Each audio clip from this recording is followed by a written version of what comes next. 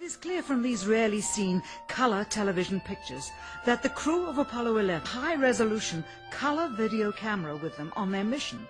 Yet the only pictures broadcast live from the moon's surface were these from a low-definition black and white camera.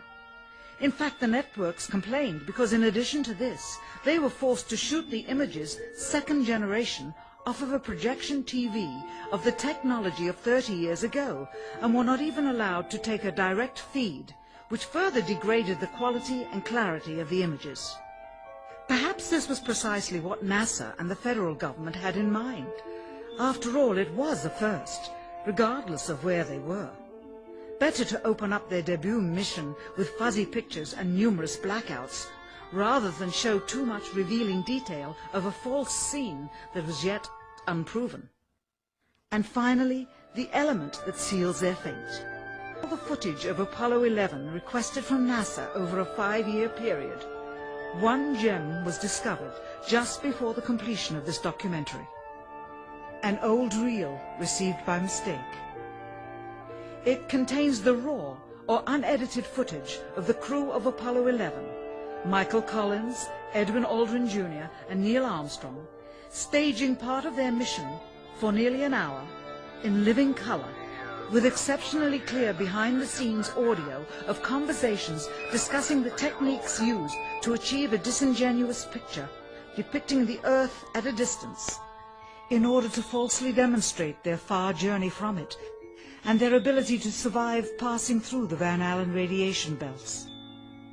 It cannot be misconstrued that this staging was done for some other reason, for the reel itself is slated and dated July 18th, 19th and 20th, 1969, the very days of the mission when they were said to be approaching and achieving lunar orbit. Furthermore, it is apparent they are in genuine zero gravity of the actual spacecraft, necessary to convince the mass media of their authenticity, just not any further than Earth orbit, as you will see. In this never-before-seen or heard footage, not only is the radio conversation between the astronauts and Houston Control audible, there is a secondary, private conversation taking place between the crew and a third confidential party, prompting the astronauts with what to say, when to speak, and how to effectively manipulate the camera to achieve the desired misleading effect. NASA claims that the Houston transmissions were the only ones taking place with the astronauts. Listen now as Houston Control initiates a conversation with the crew, only to find them too preoccupied with the behind-the-scenes trickery to respond. Moments pass and the oversight is picked up on by the clandestine third party, who quickly prompts them with talk. Immediately, Neil Armstrong speaks. Hello, Apollo 11. Houston, Goldstone says that the TV looks great. Over.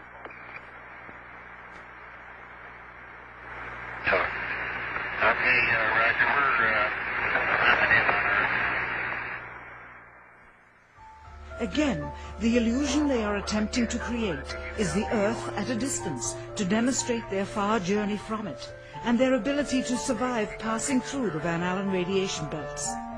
Understand, too, that only about 20 seconds of this raw footage was ever broadcast to the public, and these conversations discussing their deception were believed to be private, until now.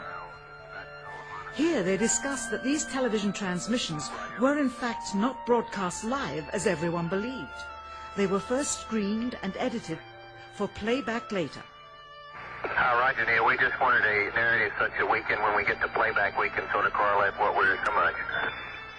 Here they discuss the fact that they have turned out the lights and have blocked out sunlight from entering the spacecraft through the other windows, as to not cause any reflected light to fall onto the spacecraft's wall in the foreground. Okay, very good. Well, we shut out the sun coming in some of the other windows into the spacecraft, so it's looking through the number one window, and there isn't any reflected light. The reason this was done is so that the truth of the matter would not be revealed. It is this. Though the federal government would have you believe that this is a view of Earth from a distance out of the spacecraft's window as it nears the moon, it is not. What they have ingeniously done is placed the camera at the back of the spacecraft and centered the lens on a circular window in the foreground, outside of which it is completely filled with the Earth in low orbit. The circumference of the window then appears to be the diameter of the Earth at a distance, with the darkened walls of the spacecraft appearing to be the blackness of space around it. That is why they wanted the interior dark and blocked out the sun from any other windows. Here you can see the extruded window, probably 2 inches thick at the bottom. This is because the Earth's shine is coming in at a downward angle. It also causes the Earth to appear to be an irregularly shaped circle, for you are seeing the outside of the window at the bottom and the inside of the window at the top, which together form 2 different sized halves of a circle. Subsequently, this take was never used. As they perfected the shot, a crescent-shaped piece of black material was inset slightly into the window to create the illusion of the Earth's terminator line dividing night and day. It is uncannily convincing.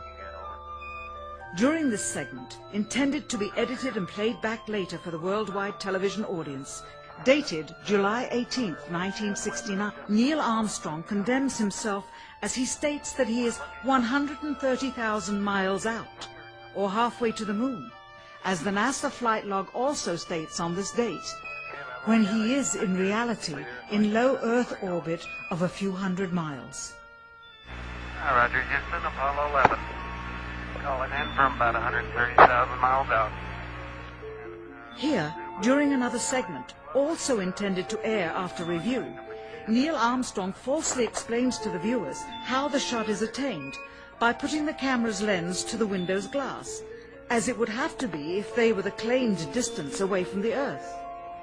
We only have one window that has a view of the Earth, and it's filled up with the TV camera.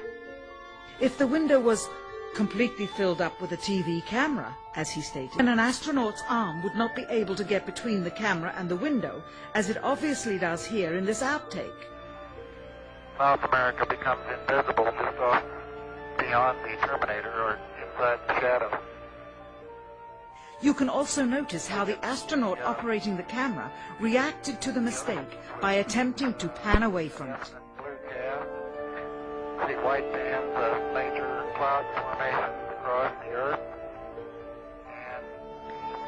This is a segment that they believed wasn't even being recorded, much less suitable for broadcast, for the lens was being zoomed out and the scene was being changed to that of an interior of the astronauts at work, and apparently the stop button popped back up on the recorder without notice. Here is the diffused work light that they used to see camera controls, but not throw light onto the spacecraft's wall.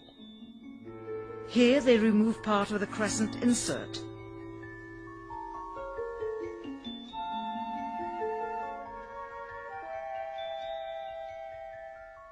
Finally, the iris is opened up to see the real location of the camera and the very bright and near Earth out the window. Here is the slate for the 19th of July, and the same shot of trickery on the 19th of July, and then the 20th, and the same misleading shot on the 20th. Later that evening, they were said to be walking on the moon. How can this be when they were in Earth orbit only 9 hours earlier, and the moon is some 3 days' journey away? Furthermore, if they genuinely went to the moon, why would they be faking any part of it? Why this trickery with the window? By faking being halfway to the moon, it becomes apparent that they did so because they could not even go halfway. On the 25th anniversary of the event in 1994, Neil Armstrong made a rare public appearance and held back tears as he spoke these brief cryptic remarks before the next generation of taxpayers. Today we have with us a group of students among America's best.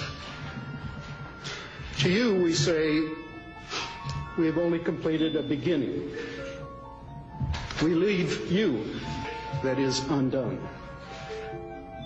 There are great ideas undiscovered, breakthroughs available to those who can remove one of truth's protective layers.